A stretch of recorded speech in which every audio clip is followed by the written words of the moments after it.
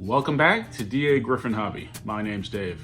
In this video, we're going to take a look to see what's in this box.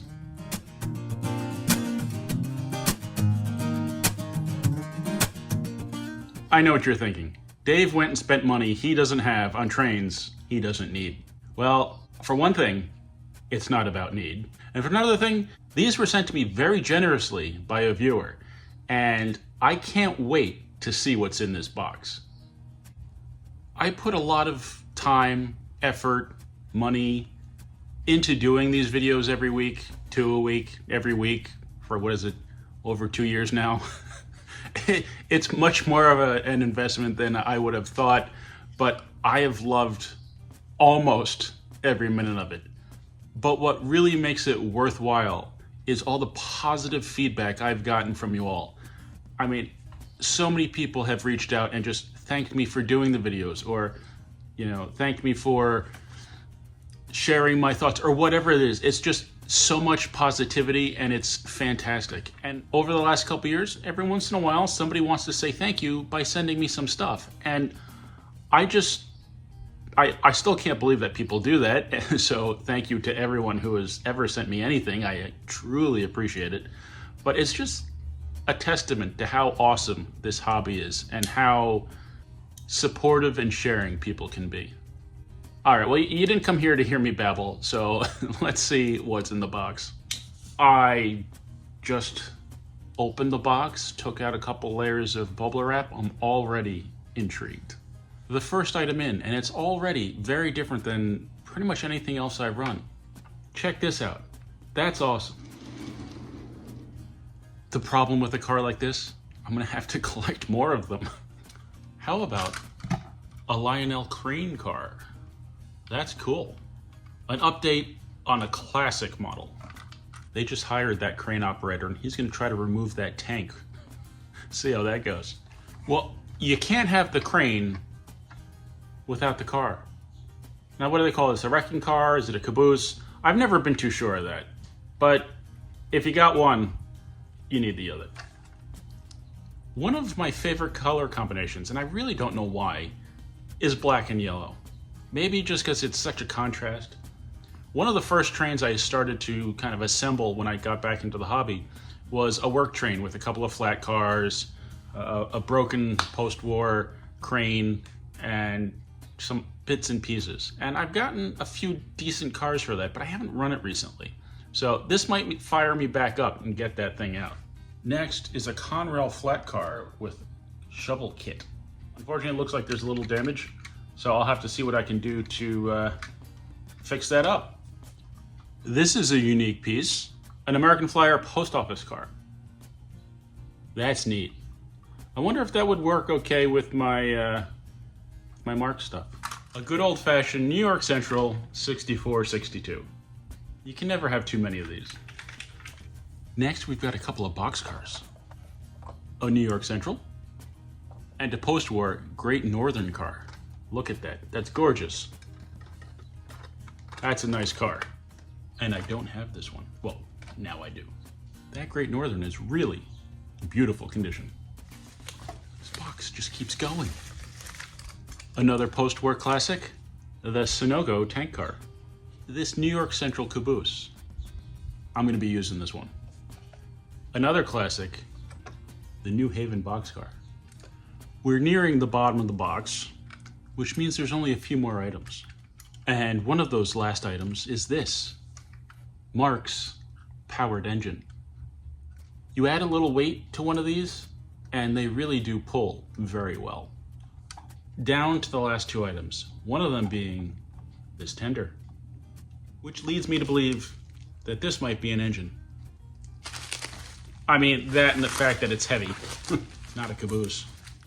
I'm bad with numbers, and these numbers have been painted over, but it's probably a 2025? Otherwise known as the 675.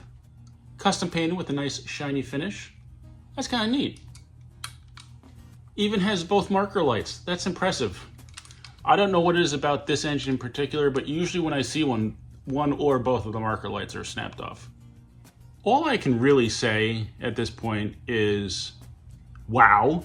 And thank you so much. This is such a cool package to receive.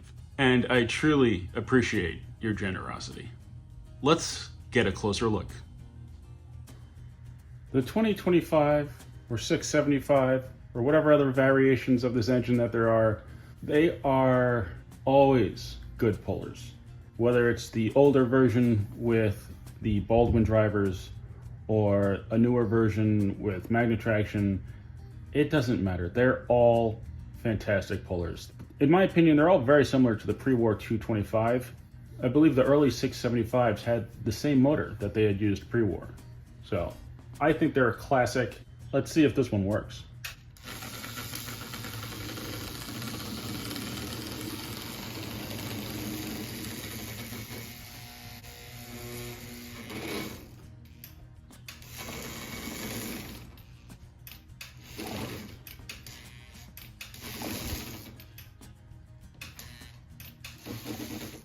Well, it works. It needs a little cleaning and fine tuning, but it should be a neat little addition to the collection.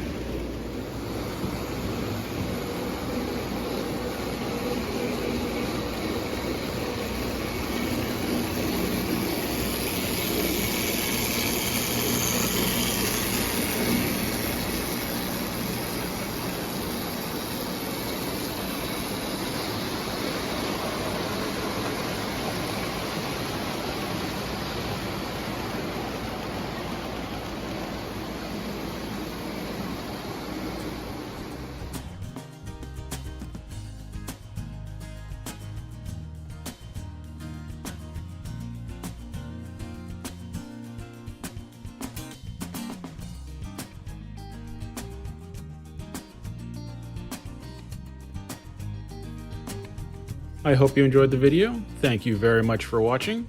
Please remember to like, comment, subscribe, and I'll see you next time on DAGryffyn Hobby.